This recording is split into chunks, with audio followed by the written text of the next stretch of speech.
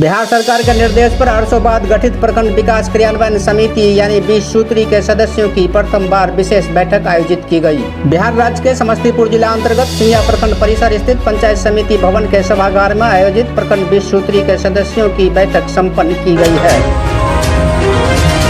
सिंघिया प्रखंड क्षेत्र के विभिन्न विभागों के पदाधिकारियों के उपस्थिति में लगभग 5 घंटे तक चली 20 सूत्री के सदस्यों के साथ सदन में की गई कार्रवाई की समाचार संकलन के लिए इलेक्ट्रॉनिक मीडिया कर्मियों को दूर रखा गया था।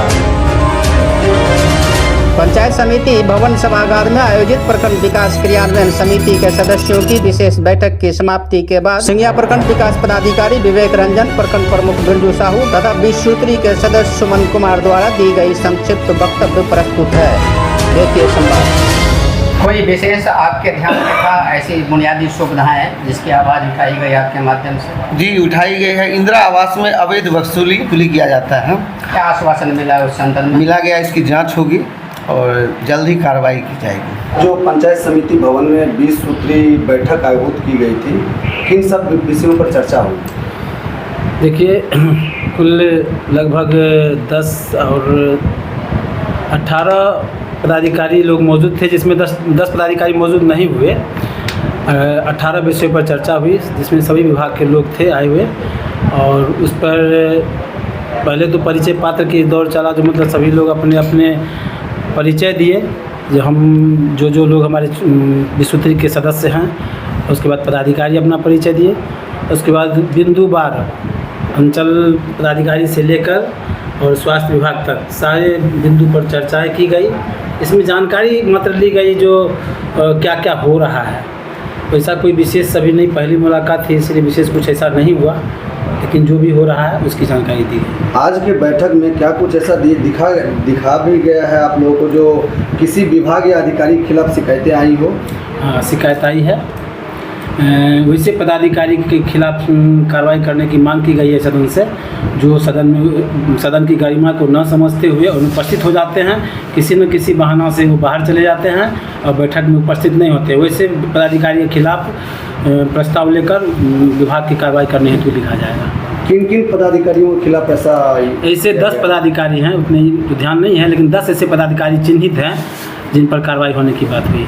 कोई विशेष कार्य योजना का निष्पादन अथवा क्रियान्वयन में पास हुआ कुछ ऐसा काम?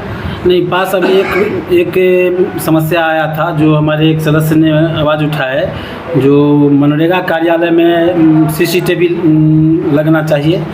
तो हमने उनके कर्मी जो थे वो बताए कि हमारे पास कंटीजेंसी की बात ऐसे कुछ रखे।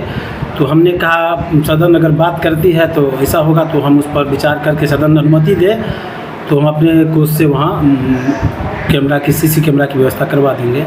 हमने आश्वासन दिया लोगों को। क्या बैठक का उद्देश्य रहा और क्या कुछ चर्चाएं हुई? यह लगभग 7-8 साल के बाद यह बैठक पुनः आहूत की गई है। ये प्रखंड कार्यक्रम क्रियान्वयन समिति की बैठक थी, प्रथम बैठक। और जो सरकार की जो योजनाएं हैं, जो कार्यक्रम हैं, उसका क्रियान्वयन भी हो तो निर्देशों के अनुसार हो, गुणवत्तापूर्ण ढंग से हो, इसी का एक तरह से इनका निगरानी रहता है, अनुश्रवण होता है, परीक्षा होती है। और सभी पदाधिकारी से ये अपेक्षा रहती है कि जो सरकार के जो कार्यक्रम है, सरकार की जो योजना है, उस पर आप गंभीरतापूर्वक और तत्परतापूर्वक उसके निष्पादन में लगे रहें और सरकार की उपलब्धियों में आप उसमें तत्पर रहें।